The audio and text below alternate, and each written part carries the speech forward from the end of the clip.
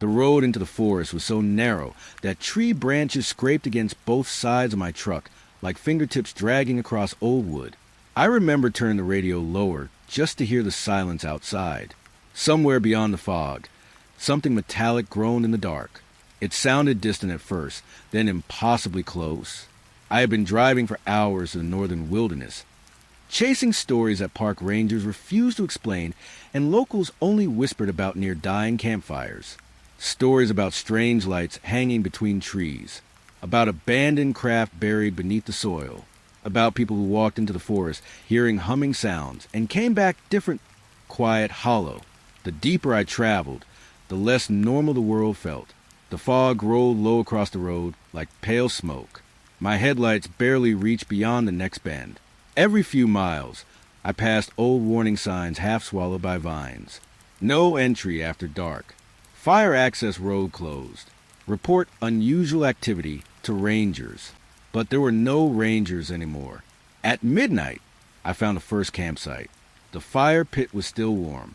Sleeping bags lay untouched beside empty folding chairs, damp with dew. A lantern flickered weakly beside a coffee mug that still steamed in the cold air.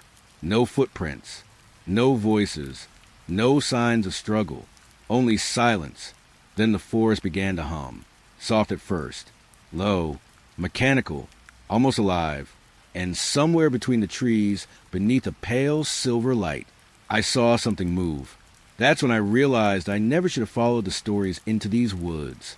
The forest road ended without warning. One moment there was gravel under the tires, the next only silence and pine. I stepped out before sunset, faded completely. Cold air pressed against my face, damp, metallic, carrying the scent of wet bark and old ash. The campsite should have been empty. It wasn't. A fire was still alive in the center ring of stones. Not blazing, not dying, just breathing. Soft orange light flickered through the trees, painting the trunks in slow, uneven waves. The wood popped once in a while, like it had only just been fed. No one was there to feed it. I walked closer. Coffee mugs sat on a fallen log nearby. Dark liquid inside them still steamed faintly, curling upward into the cold air like thin ghosts. The smell was fresh, bitter, warm, impossible. Footprints surrounded the fire pit. Dozens of them, all leading away from the center, not toward it. Every tent stood intact. But something felt wrong before I even understood why. They were all facing the same direction, toward the trees, toward a section of forest where the light refused to go further. I held my flashlight up. The beam faded halfway into that darkness, swallowed like it had hit water instead of air. Even the insects seemed to avoid it. No rustling, no wind, just stillness layered over stillness. A low hum passed through the ground. It wasn't loud. It didn't need to be. It arrived in the bones first, then in the teeth, then gone. I stayed still, listening to the forest pretend it was normal again. The fire cracked softly behind me, too softly, as if it was careful not to wake something. I checked the nearest tent, zippers half open, sleeping bags inside, neatly arranged, untouched. A flashlight lay on its side, still warm when I picked it up, warm like it had been held recently. Not abandoned, interrupted. The humming returned, a little stronger this time, not constant. It came in intervals every few minutes, like breathing through something too large to see. I counted without meaning to. 3 minutes, then 5, then nothing again, as if the forest forgot it had spoken. I moved between tents slowly. All of them faced forward, all of them aligned like witnesses. No random placement, no wandering campers. Intentional, like something had asked them all to watch the same direction. The fire snapped behind me again. This time I didn't turn right away, because I realized something had changed. The heat had shifted, not gone, repositioned, like someone had stepped closer, without leaving footprints. I finally looked. The trees beyond the fire were darker now, denser, as if the forest had leaned in while I wasn't watching. And then I saw it. Movement, between trunks. Not fast, not hunting, just passing through. Tall, too tall for the spacing between branches. No visible rhythm of walking, no sway of limbs, only displacement of darkness.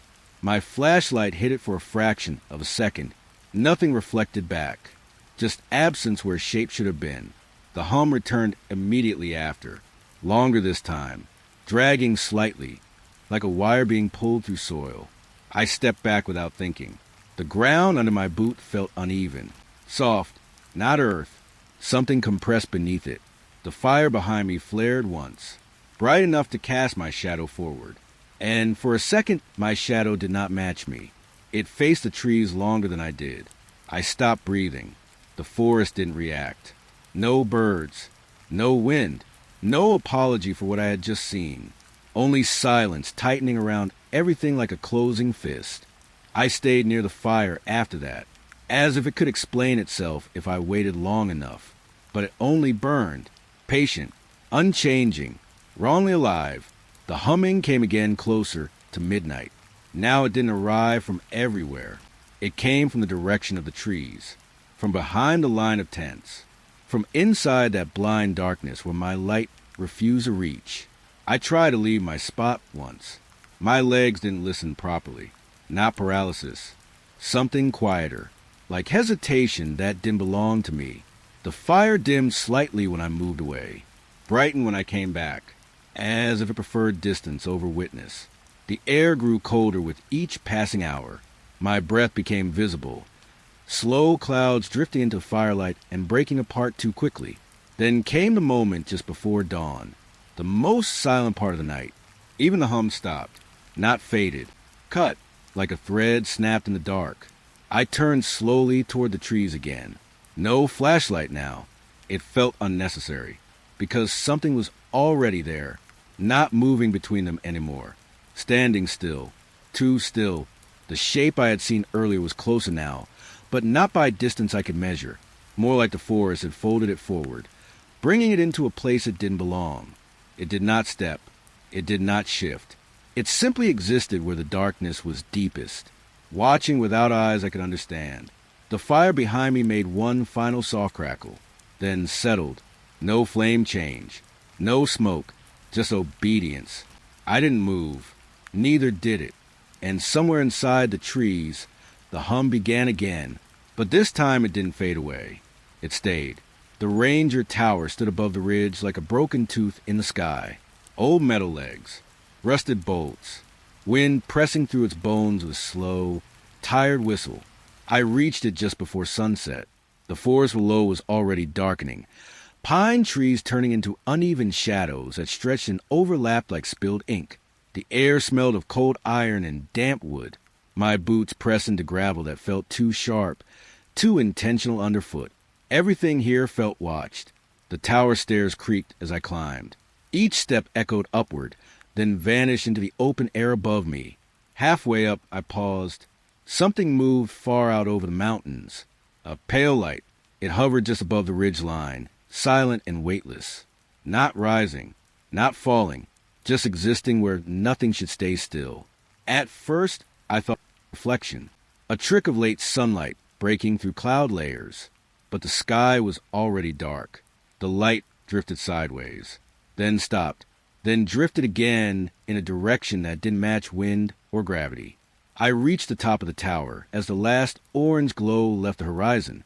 Inside, the lookout cabin smelled of old paper and burned coffee. A chair faced the wide glass windows, still turned toward the mountains as if someone had just stepped away. On the desk sat a logbook. Its cover was worn soft by years of handling. Edges curled like dry leaves. I opened it without meaning to.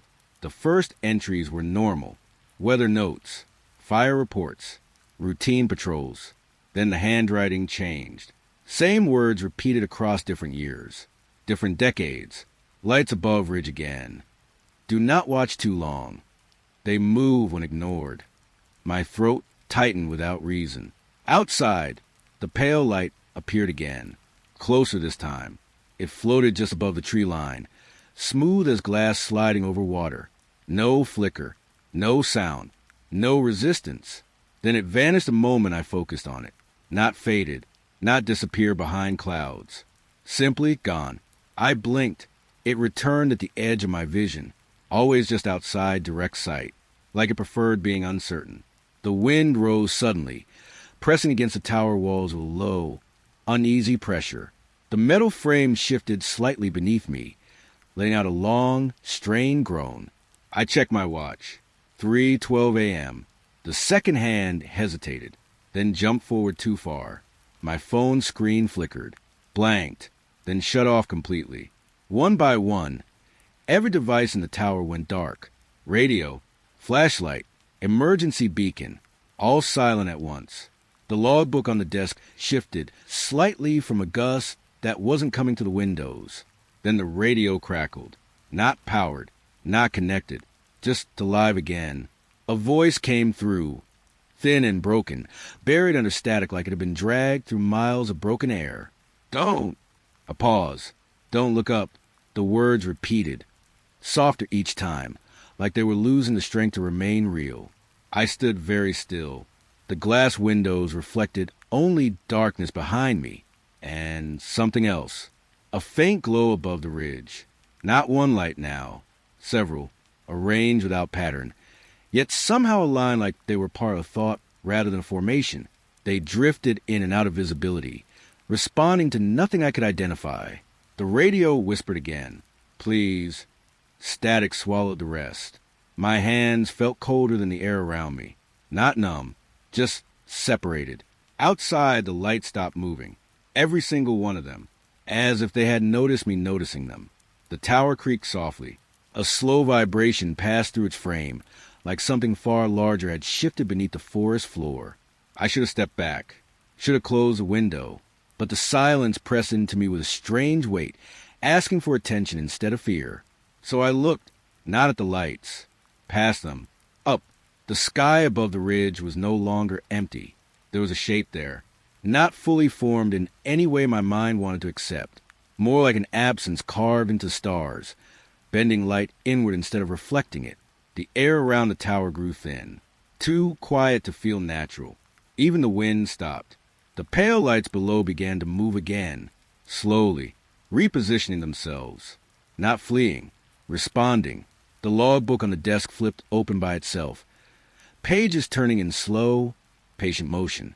Every entry ended the same way. They notice when you notice them. My breath felt too loud inside my own ears, too present, too exposed. The radio gave one final crackle. No words this time, just a low, steady tone that matched the hum I had almost convinced myself was imagination. It rose slowly, blending with the silence, becoming part of it. The lights above the ridge dimmed at the same time, not fading away, folding inward like something had blinked, and I had been inside it when it did. The tower stood unmoving beneath me, but I no longer felt certain it was still anchored to the ground. The sky remained open, too open, and I understood, in a way I didn't want to understand, that looking up had not been the mistake. It had been the response. Fog swallowed the road before I realized I had driven into it. No warning, no edge, just asphalt fading into a pale gray nothing that pressed against the windshield like wet glass. The forest on both sides had stopped looking like trees. Only shapes now, tall, still, half-formed behind drifting white mist. My radio clicked once. Then again, a thin crackle crawled to the speakers, soft and uneven, like something breathing through broken teeth. I turned the dial out of habit. Nothing changed. The static stayed. Not loud, not urgent, just present, like it had always been there, waiting for the right distance.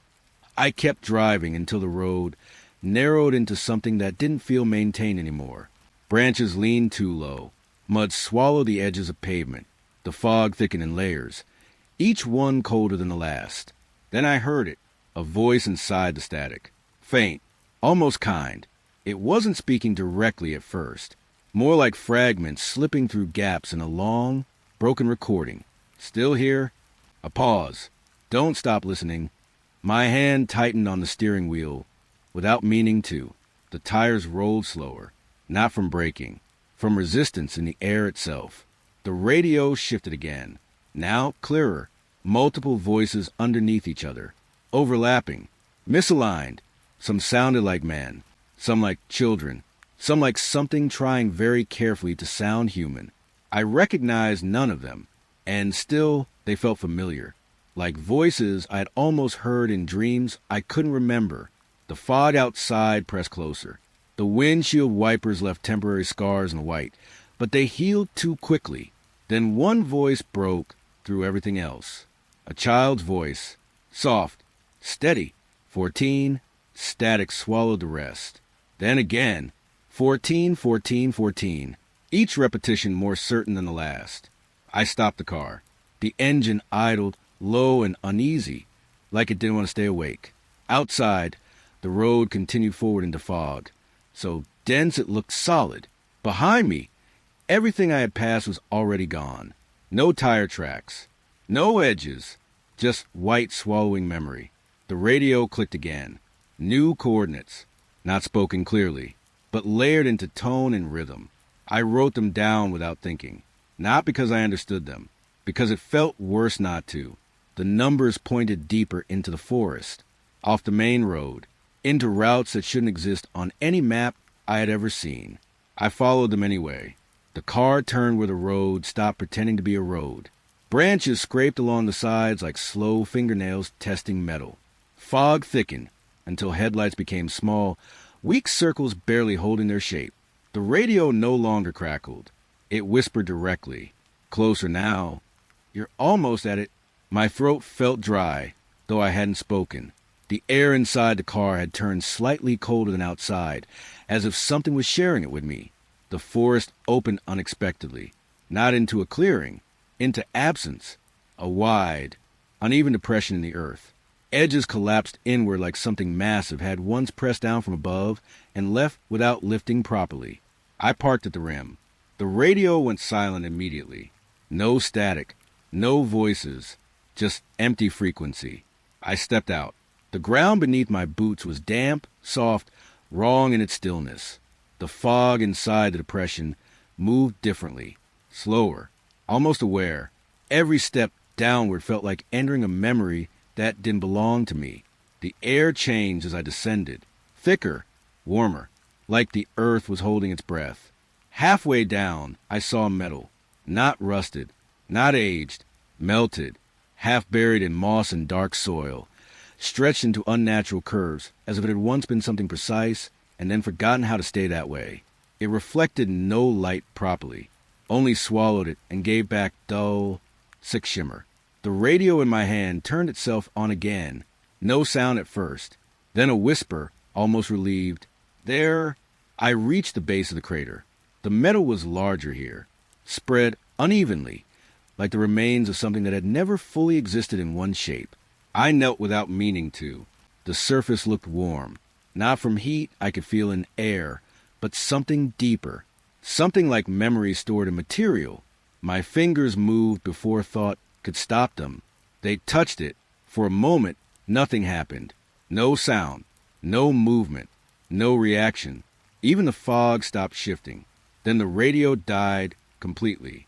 Not static, not silence, absence. Like the idea of sound had been removed from the world around me. The forest above the crater went still at the same time. No wind, no branches, no distant movement. Even my own breathing felt detached, like it didn't belong to me anymore. My hand stayed on the metal. It felt less solid now, not melting, not changing, just no longer agreeing that it was separate from anything else. Then the whisper returned, but not from the radio, from everywhere at once. Soft, calm, almost curious. Recognized. I pulled my hand back instantly. The moment contact broke, the silence tightened. Not louder, not deeper. Final. The fog above the crater didn't move anymore. It simply stayed where it was, as if waiting for instruction that never came. I stepped backward slowly. Each movement felt delayed, like the world was processing me after I had already decided to leave it. When I reached the edge of the crater again, I looked down once more. The metal didn't shine, didn't pulse, didn't change. It simply remained, patient. And the worst part was how certain I felt that it had always been there even before I arrived. The ranger cabin sat half hidden beneath a slope of dark pine, old wood, faded paint. A roof bowed slightly under years of wet snow and heat. I found it just before sunset. The forest around it felt wrong in its silence. No birds, no distant movement, only the slow pressure wind moving through needles that refused to sound alive. A single lantern burned inside the cabin window, warm, steady, as if someone was waiting. I knocked once, then waited. The door opened without hesitation. A man stood there in a ranger uniform worn thin at the elbows. His face was drawn tight with exhaustion, eyes sunk deep like he hadn't slept in weeks. He didn't ask who I was. He only looked past me into the forest, then quietly stepped aside. Inside, the air smelled of old coffee, damp paper, and something metallic underneath it all, like tools left too long in closed spaces. The walls were covered in maps, not printed ones, hand-drawn, layered over each other, torn, reattached, rewritten. Forest sections circled repeatedly in uneven ink. Notes filled every empty space. Something descends again. Animals stop moving before it arrives. Do not count the humming. The ranger closed the door slowly behind me. The latch clicked louder than it should have. I shouldn't have opened it, he said. His voice was flat, not fearful anymore, just tired in a way that had gone past emotion. I asked him what he meant. He didn't answer right away. Instead, he stared at the map-covered wall as if it was watching him back. Every few weeks, he said quietly, something comes down. A pause. And it walks. Outside, the wind shifted. The trees moved, but not together, not naturally. Each one seemed to react a fraction too late, like something was passing through them instead of around them. The ranger walked to a table, poured coffee into a chipped mug that already had coffee in it. He didn't notice, or didn't care. When it starts, he continued, everything goes quiet first. His hand trembled slightly as he set the mug down. Then the humming begins. As if summoned by the word, a low vibration slid under the cabin. Not loud, not distant. Close enough to feel in the bones of the floorboards. The ranger stopped speaking immediately. His eyes flicked to the window. The forest outside had changed. No movement now. No wind. Even the trees looked held in place, as if waiting for permission to continue existing. Animals know before we do, he whispered. They always leave first. I noticed the walls again. Closer now. Lines drawn over lines. Circles marking areas that seemed to overlap in impossible ways. One symbol repeated more than the rest. A simple mark, almost like a warning carved into memory rather than wood. The humming grew stronger. Still steady. Still calm. But closer. The ranger stood very still now. Like moving might make him easier to notice. They don't always take everything, he said. Sometimes they leave someone behind just to remember happened. Outside, something brushed against the cabin wall. Slow, light, then again. A full circle around the structure began. Footsteps, not rushing, not searching, walking, patient, unbroken.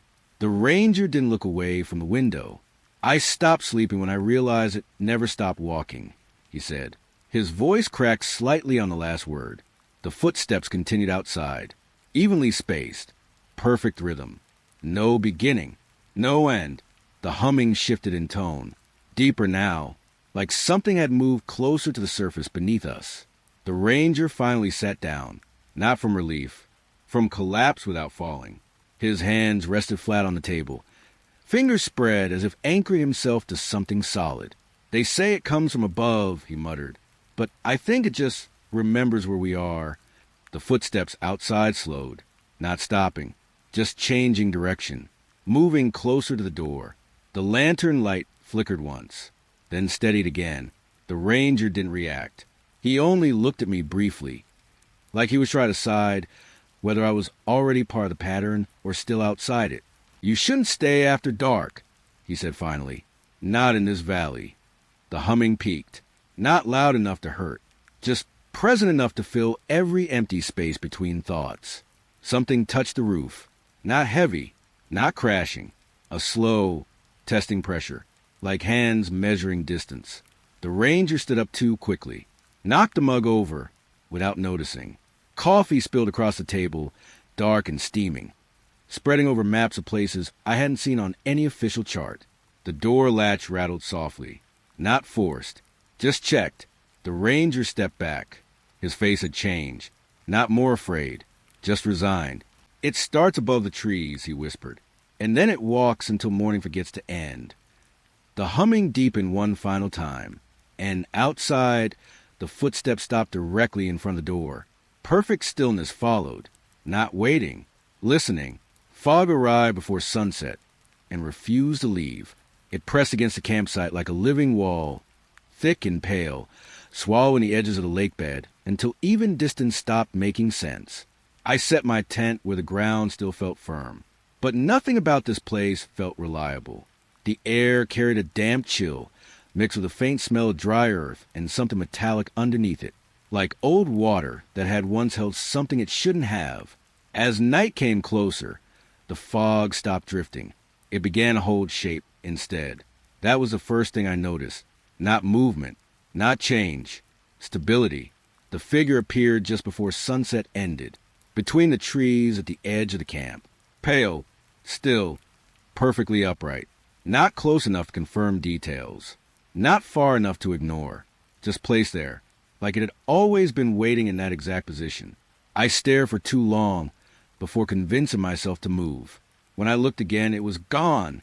But the space it had occupied didn't feel empty. It felt reserved. Night settled fully without stars.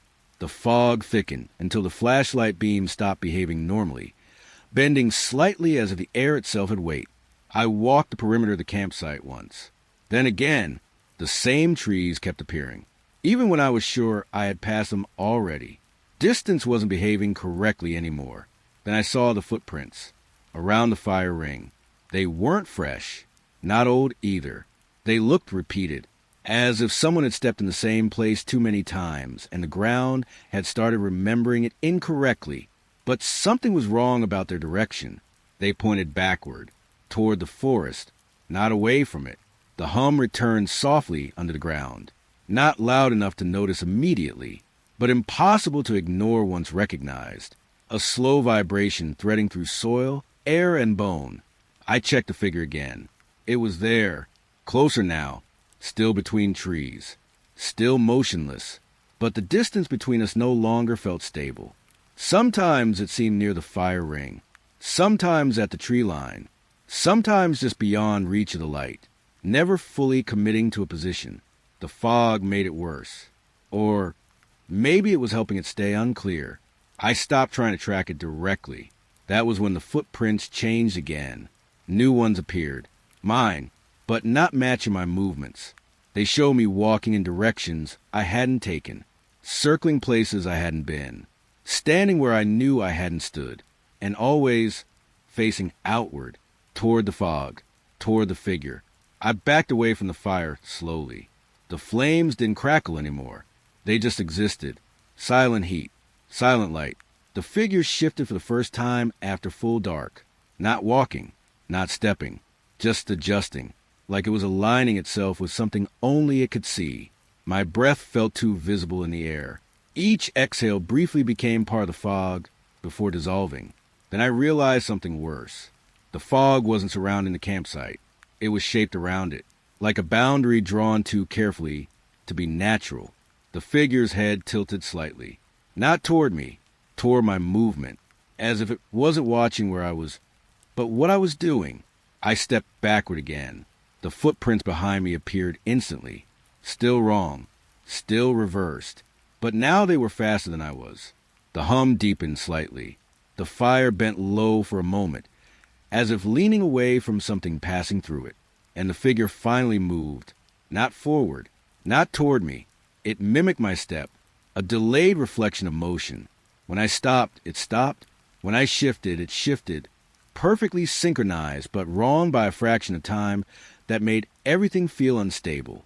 I tried turning away from it completely, but I still felt it adjusting behind me, matching, learning. The footprints multiplied now, forming overlapping paths that made no sense in direction or origin, all of them leading back toward the center of the campsite, toward the fire, toward me. The fog thickened one final time, sealing the world into a soft white enclosure. And in that enclosure, the figure took a step that was not an echo. It moved independently. Only once. But it was enough. Because it moved exactly how I would have if I had stayed still a moment longer. And in that same breath, I understood it wasn't following me anymore. It was correcting me. The trail was not on any map I carried. Not on paper. Not on my phone. Not in memory that felt reliable anymore. But it was there. A narrow cut through the forest, marked only by faded symbols pressed into tree bark. Old paint, older meaning, half erased by time, but not by intention. The air felt thinner at the entrance. Not colder, not warmer, just reduced, like the forest had decided to stop offering everything at once. I stepped in anyway. The moment I crossed the threshold, the world behind me didn't disappear. It just stopped responding. No wind reached the opening anymore. No distant rustling followed me in. Even my footsteps felt softer, as if the ground was trying not to acknowledge them. The symbols appeared every few trees. Same pattern, repeated incorrectly in small ways, like handwriting done by something that had seen the shape, but not the meaning. Some were carved deep, some barely scratched, all of them pointing forward. Always forward. The deeper I went, the quieter the forest became. At first, it was subtle. Birds missing from their usual places. Insects fading into absence between steps. Then the wind stopped. Not slowed, not changed direction. Stopped entirely. The forest didn't feel empty. It felt withheld. As if something had placed a hand over it and decided no more movement was allowed. My radio crackled once in my bag. I didn't remember turning it on. Static only. Low and unstable. Then a voice slipped through, not clear enough to belong to anyone living. Help. A pause. Still calling. I stopped walking. The sound of my own breath became suddenly noticeable. Too noticeable, because there was something else underneath it. Another rhythm. Close, but not matching me. I turned slowly, expecting distance to change when I looked directly at it. Nothing changed. The forest stayed exactly the same, except the silence felt tighter now, more focused. I continued down the trail until the trees opened into a broken clearing. At its edge stood the remains of a ranger station, half collapsed, burned wood, bent metal frame, a structure that had once been functional but now seemed embarrassed to still exist. Inside, a phone hung from a wall that no longer fully stood upright. It was still intact. That should have been impossible. I stepped closer. The receiver was already slightly lifted, like it had been used recently, or never put down. I didn't touch it immediately. The silence around the station felt too complete to disturb. Then the phone rang. Sharp, immediate, not electrical, not mechanical. Something closer to insistence. I picked it up. Static filled the line.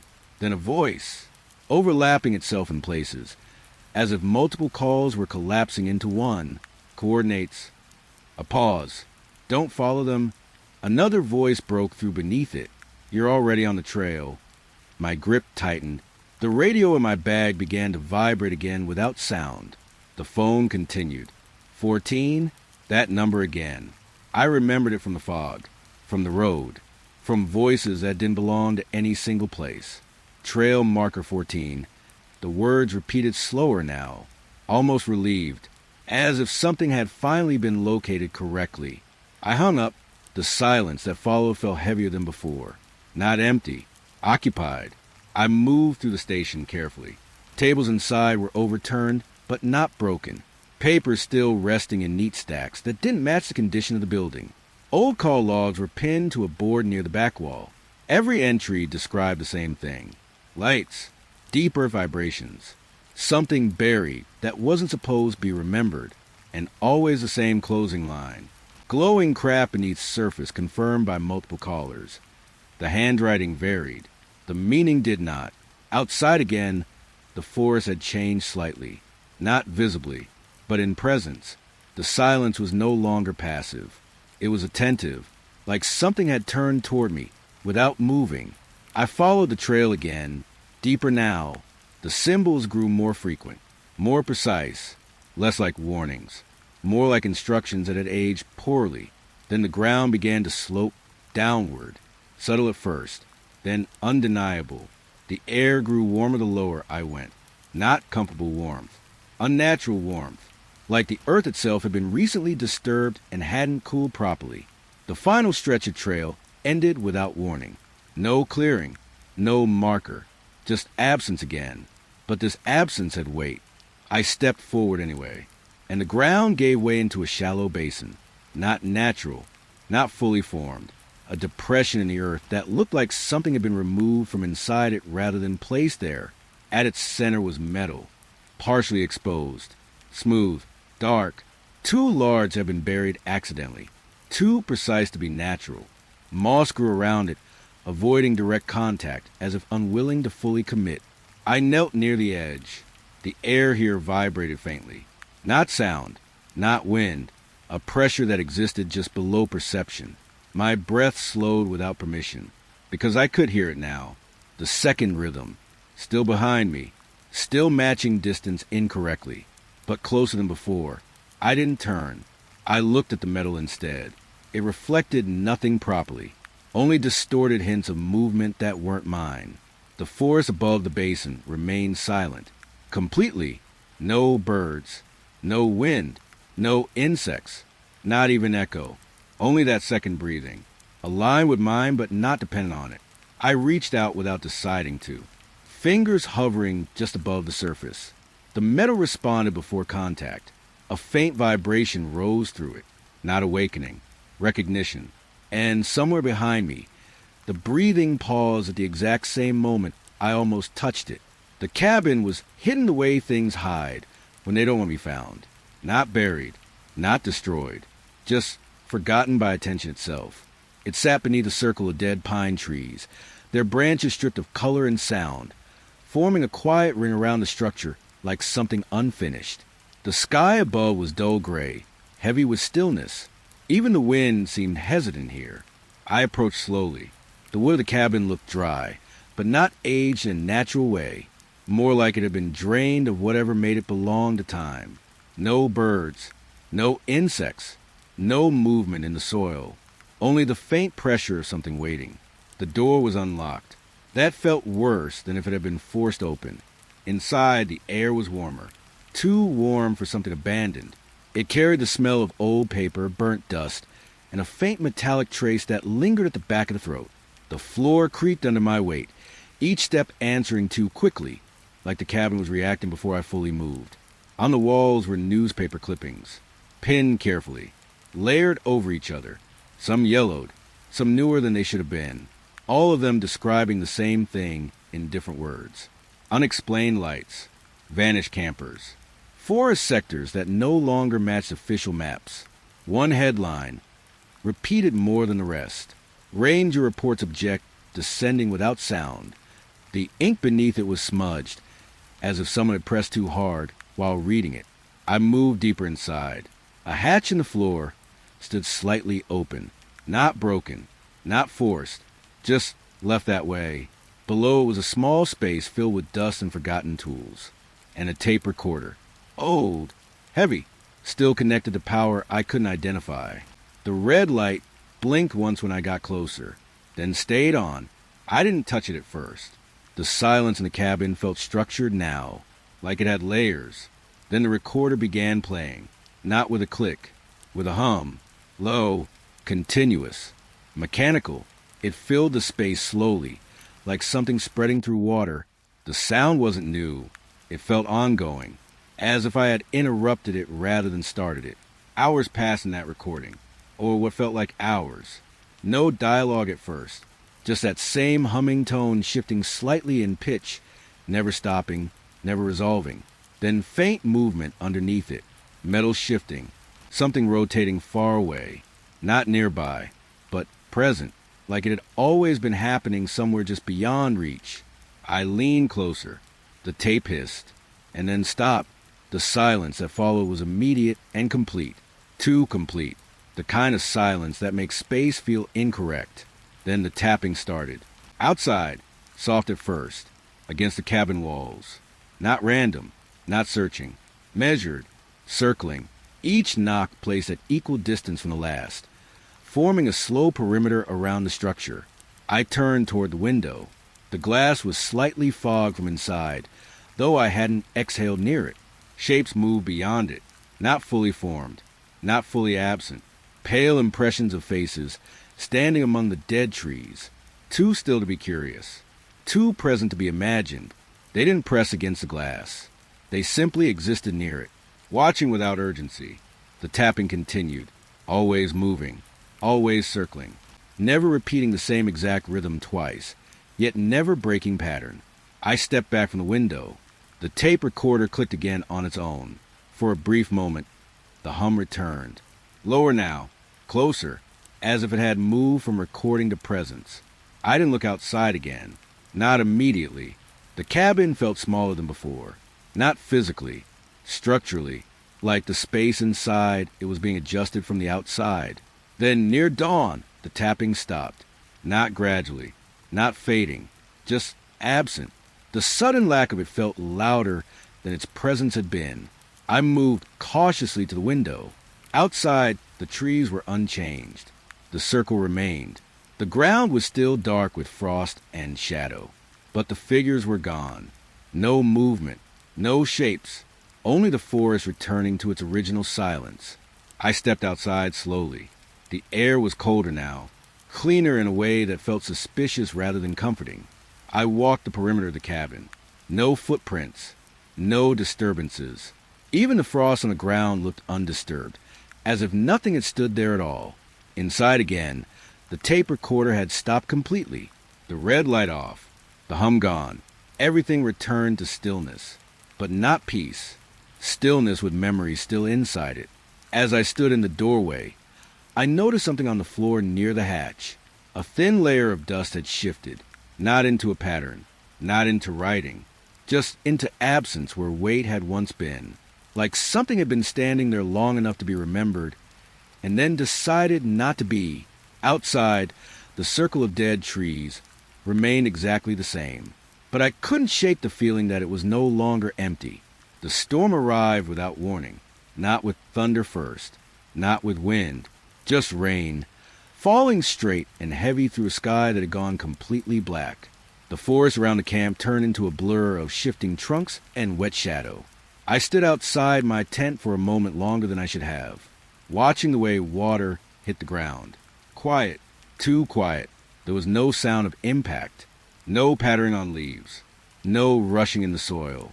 Only motion, like the world had forgotten how to speak through noise.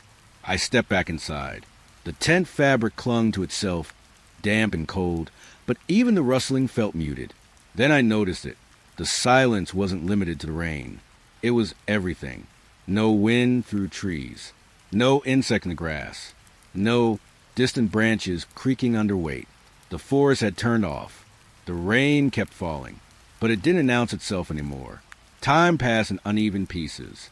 The storm continued, but something inside it felt paused, like the sky was repeating the same moment without moving forward. Then the humming returned, soft at first, so low it felt like imagination pressing against reality. I stepped outside again. The forest was unchanged in shape, but wrong in presence. Rain streaked downward without sound. Trees swayed without rustle. Even my boots pressing into mud felt visually present, but acoustically absent. The hum deepened slightly. Not louder, closer. Across the valley, a pale light appeared between distant hills. It moved slowly, not like lightning, not like reflection, more like something suspended in air, choosing where to exist next. It didn't flicker. It didn't respond to weather. It simply traveled, unhurried, certain. Then, from somewhere behind the storm, an old emergency siren began. Not nearby, not visible, just audible, impossible. Its sound cut through the silence of everything else, yet had no origin I could trace. No structure nearby, no power source, no reason. It rose and fell in slow cycles, like a warning repeating long after it had stopped meaning anything. The forest did not react to it. Nothing moved, nothing fled. It was as if the sound belonged to a version of this place that no longer existed. The humming and siren overlapped briefly, two frequencies sharing the same air without interfering. Then the humming faded slightly, as if listening. I checked the time. The watch face flickered under rain. It showed numbers that hesitated before settling. The storm held its breath, and then everything stopped.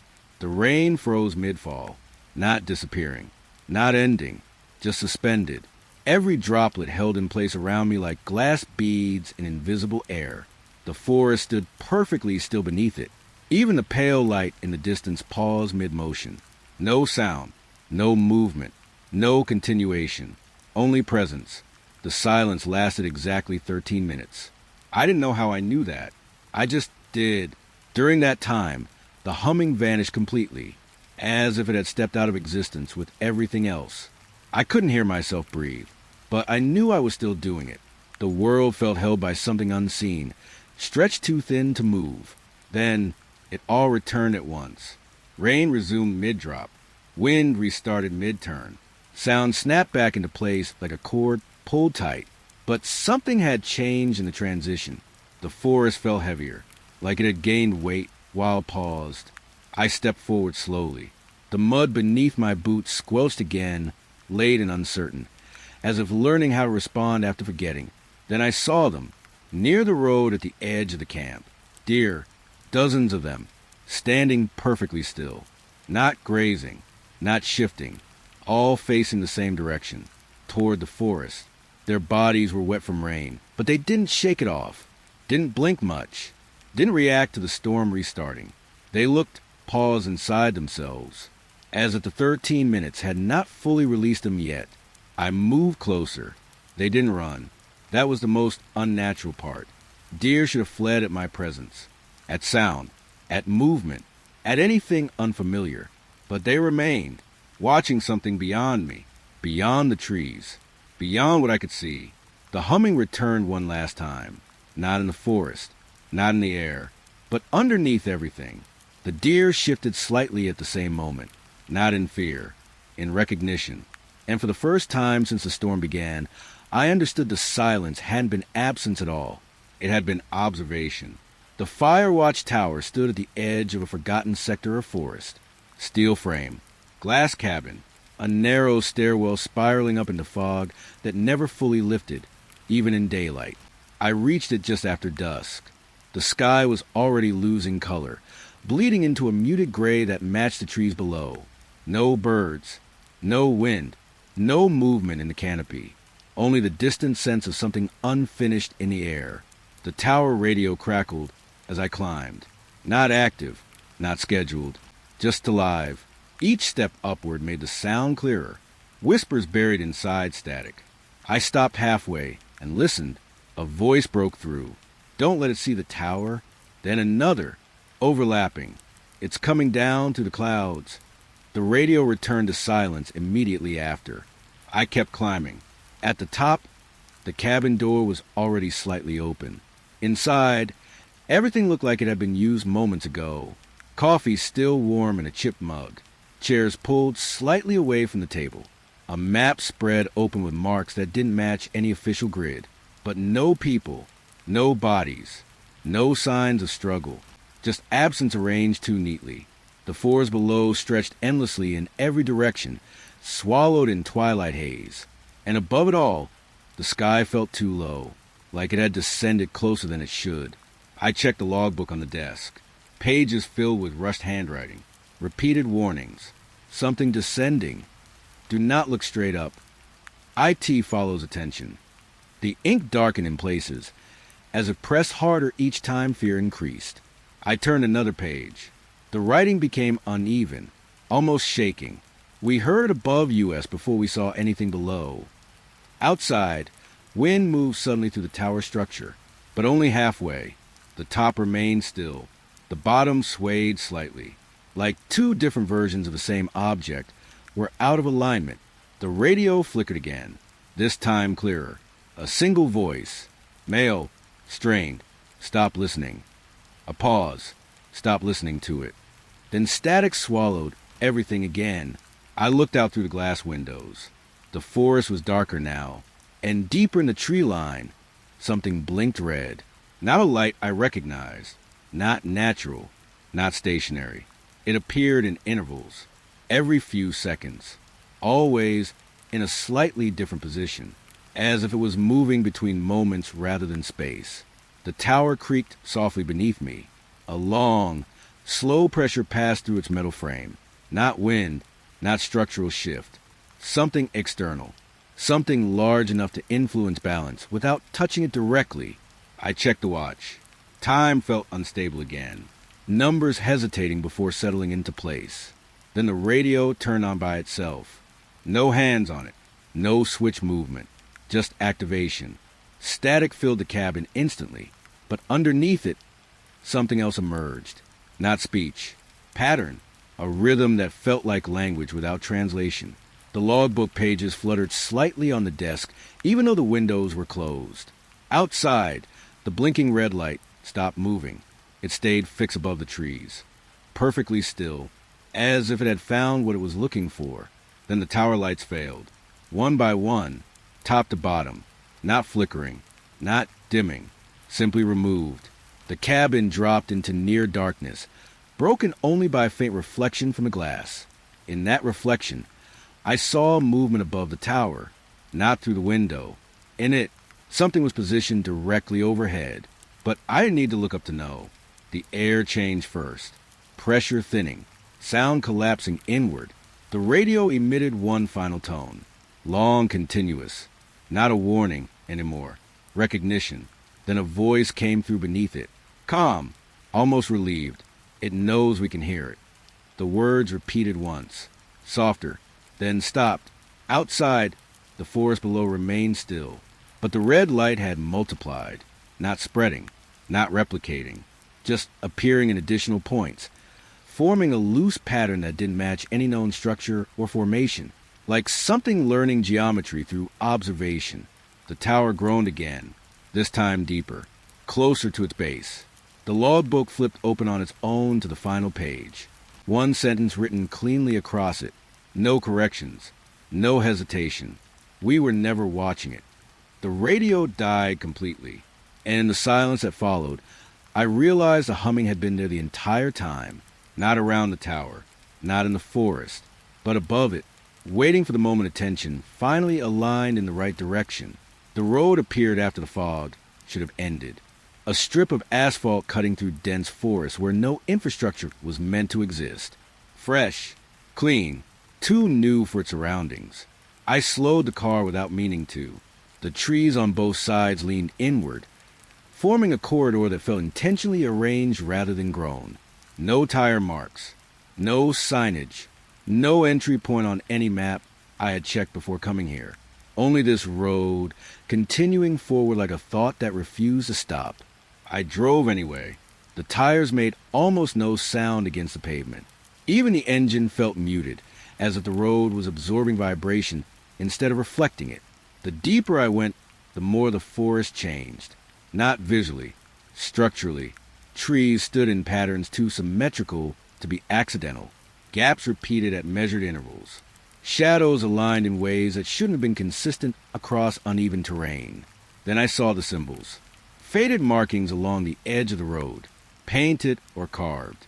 It was hard to tell which. They repeated every few meters, like warnings that had been slowly erased by time, but kept reappearing out of habit. The radio in my car clicked on. No manual activation, just sudden presence. Static filled the speakers first, then a familiar voice. My own, but not current. Delayed, warped, slightly out of sync with thought. Don't continue. I pressed the brake. The car slowed, but the road ahead did not feel closer. Distance here behaved unevenly, like space wasn't fully committed to remaining consistent. The radio repeated the line again. Don't continue, then stopped.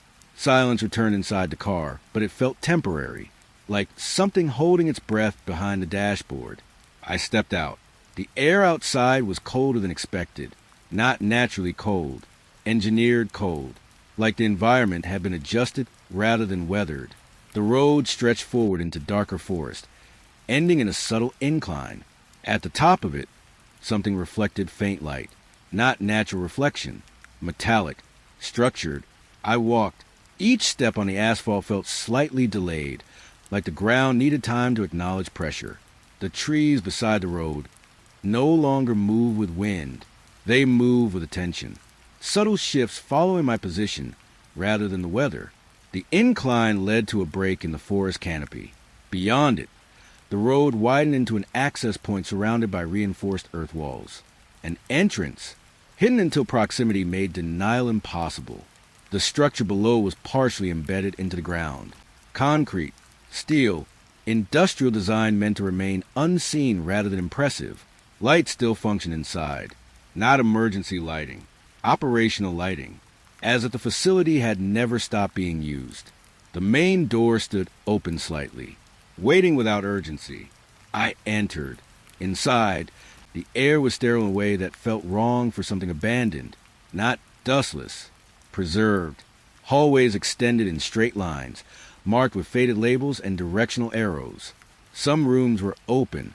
Inside them, tables covered with reports, screens still faintly glowing, equipment humming at low frequency despite no visible power source.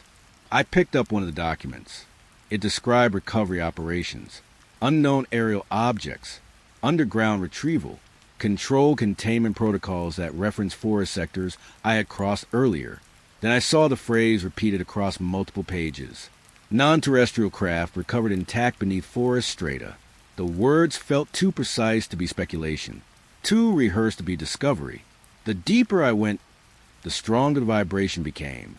Not audible, structural. The building itself was reacting. I reached the central corridor. At its end was a sealed chamber door. Heavy, circular locking mechanism embedded into reinforced frame. But it wasn't sealed properly. It was slowly unlocking itself, bolt by bolt, not mechanically forced, as if responding to something outside the room. I stopped at a distance. The air near the door felt denser, warmer, almost alive. A soft knocking came from beneath the floor. Not the door, not the walls. Below, measured, patient, 3 knocks, then pause. Then again, the facility lights flickered once. Not failure, reaction. The documents on nearby desks shifted slightly without wind. The knocking continued, stronger now, not louder, closer, as if the separation between levels of the structure was becoming less meaningful. The door mechanism turned another fraction, metal releasing metal with slow certainty. Behind me, the hallway lights dimmed slightly, drawing attention forward, not guiding, directing. The knocking stopped suddenly. Complete silence followed, and in that silence, I understood something had been waiting on both sides of the door. Not trapped, not hidden, just positioned. The camp never truly went dark here, only dimmer, like the forest was lowering its voice. I noticed him on the third night, at the edge of the trees, a silhouette standing perfectly still between 2 trunks, with a fog broke into uneven layers of gray. No movement, no shift of weight, no reaction to wind, just presence. I told myself it was a stump. Then it leaned forward slightly, not stepping, adjusting. After that, I stopped looking directly at it, but I always knew where it was. Locals had spoken in fragments before I came here. Old warnings passed like half-forgotten rumors. A ranger, missing for decades, still seen walking the line where forest ends and nothing begins, searching for something that fell from the sky. On the 4th night, it was closer, not near the fire, not near the tents, just closer than before. The air behind me changed first, temperature dropping in a clean, precise way. I didn't turn around immediately, because I could already feel it breathing without sound. When I finally looked toward the tree line, the shape was no longer distant.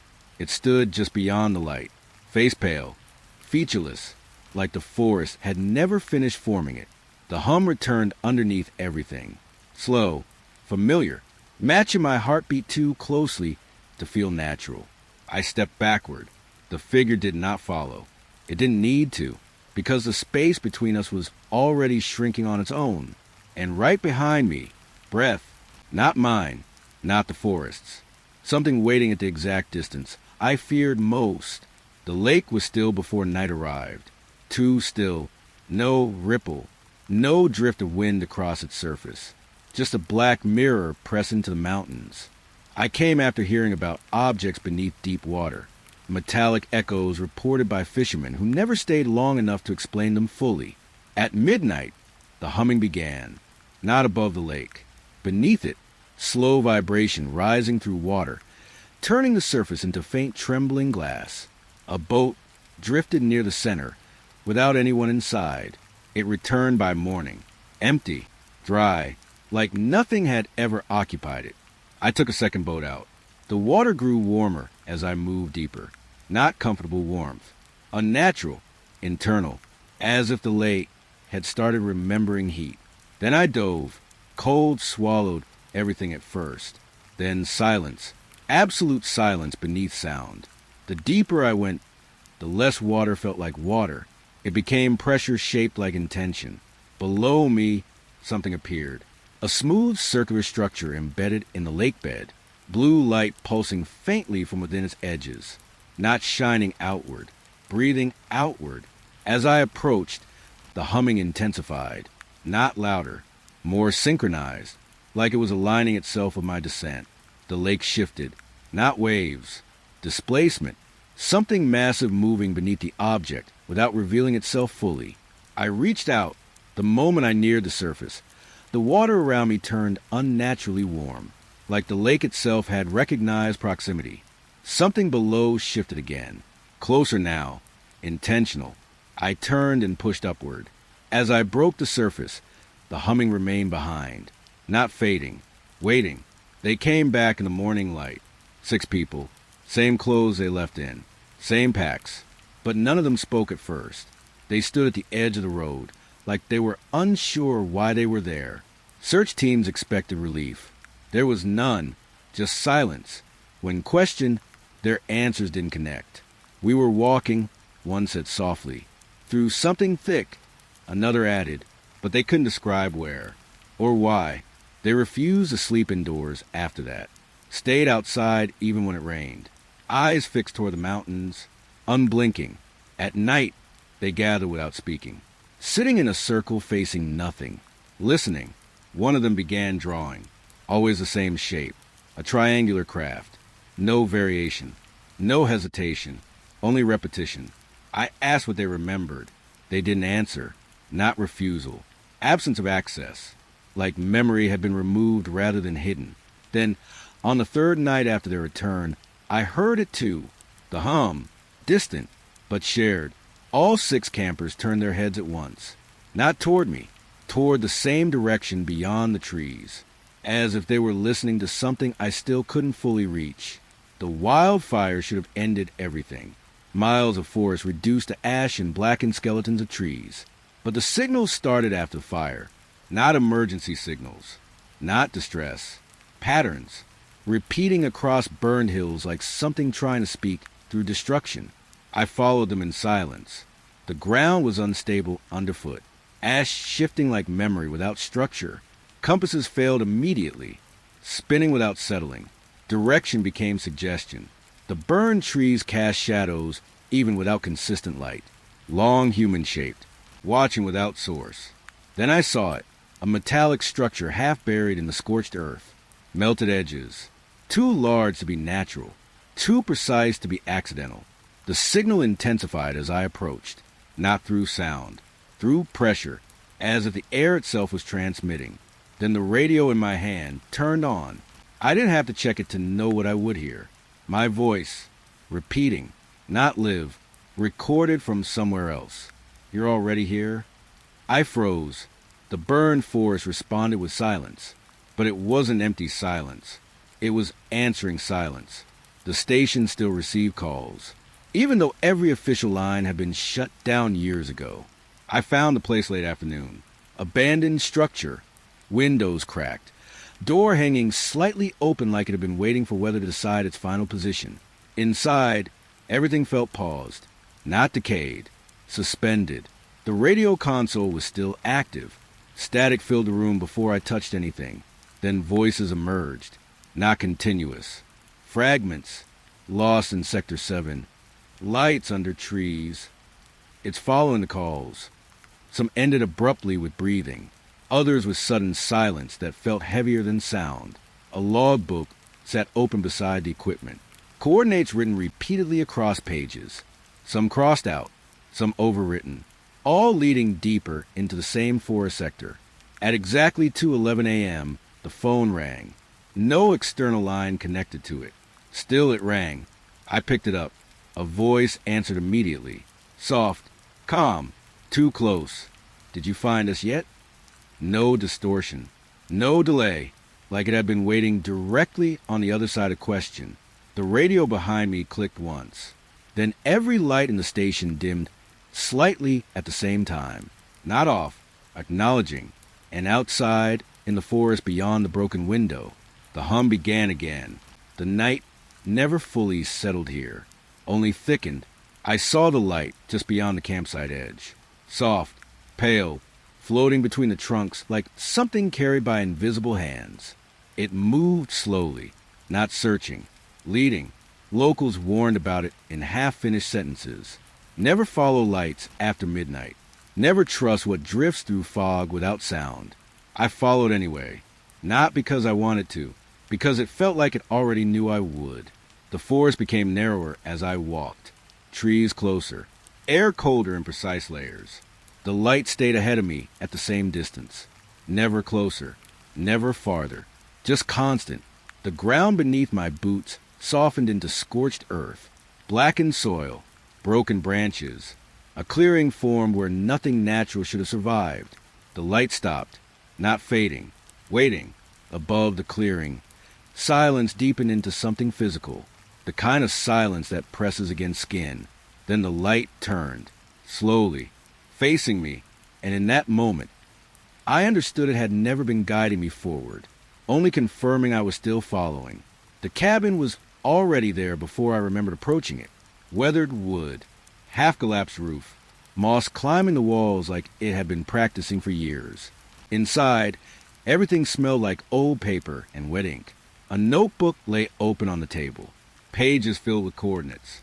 Neat at first, then frantic, then unreadable in places where ink had been pressed too hard into paper. Each coordinate described a different event, a disappearance, a light, a signal beneath ground that shouldn't exist.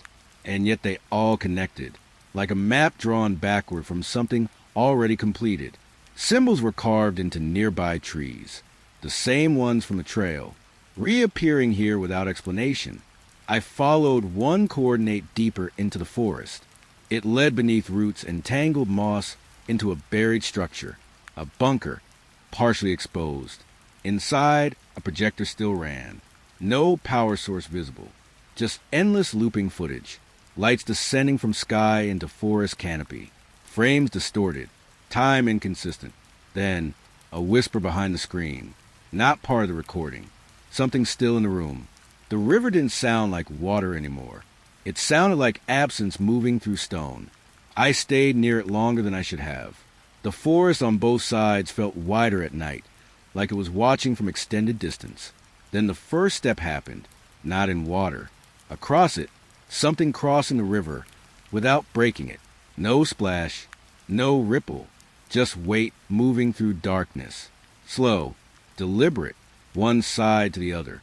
By morning, footprints appeared in the mud. Too large, too deep, too orderly to belong to anything natural. I asked the sheriff about older reports. He didn't answer directly, only looked away, like the question itself had already been answered years ago. That night I saw them again, wet footprints outside my shelter, arriving from nowhere, ending nowhere, and between those points, continuing. The mountain had been sealed off for decades, officially unstable, unofficially avoided. The miner didn't speak much, only led deeper into tunnels carved long before modern records. Air grew colder underground, not temperature, history. The deeper we went, the more the walls changed. Stone gave way to metal embedded within rock. Too smooth, too intact, like something had been placed inside the mountain instead of discovered. Then we reached the chamber. Massive, perfectly circular. No signs of decay. No dust. No erosion. The walls hummed faintly. Not sound. Presence. Cave markings covered the surface. Old drawings of lights descending from the sky. Across centuries. across cultures. Same shape, same motion. The chamber door began to open on its own, slowly, not forced, not activated, just responding. The miner stepped back. I didn't. Something beyond the door was already aware we had arrived. It began at 1:09 a.m. Every clock froze at once. No ticking, no movement, no progression, just suspended time. Campers woke at the same moment, not from noise, from pressure in the air above the forest. A deep vibration passed overhead, slow enough to feel like thought rather than sound. Then the lights appeared, hovering above treetops, silent, immense, unblinking. Time didn't behave normally after that. Minutes stretched without sequence. Hours collapsed into stillness. No one spoke, because speaking felt unnecessary inside something already listening.